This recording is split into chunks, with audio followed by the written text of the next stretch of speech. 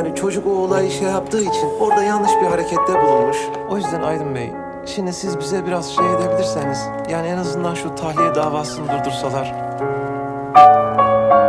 Aslında iyi öğrenim görmüş, dürüst, adil bir insansın.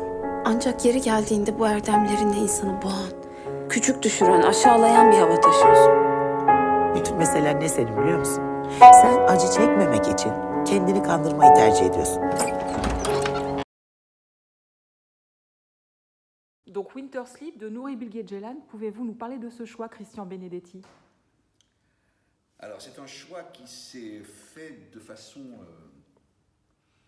on va dire, surprenante, enfin par un détour, une collision. C'est-à-dire que j'ai vu le film et enfin je regardais plus exactement le film et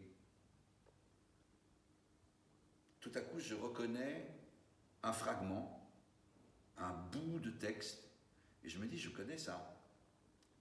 Ça c'est Oncle Vania.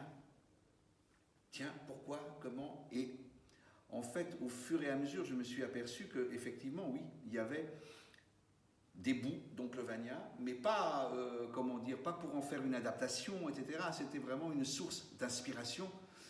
Et avec la question essentielle, en fait, dans Oncle Vania, une des questions essentielles qu'il pose à travers ce film, et de façon tout à fait magnifique, c'est: est-il juste d'investir quelqu'un de tous ses rêves, de tous ses espoirs, et ensuite de lui reprocher de ne pas en être à la hauteur? Eh bien non, ça n'est pas juste. Et c'est ce qui se passe dans Vania. Tout le monde investit Serebriakov de sa vie, de ses rêves, etc. Et ensuite, quand il revient ici à la retraite, on lui dit que c'est une pauvre merde. Mais il n'y peut rien, il n'est jamais que qui il est.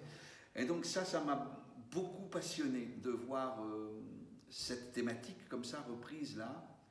Et en dehors de ça, c'est un film admirable dans cette Turquie enneigée, troglodyte, un environnement très dur, mais qui permet en même temps de colorier,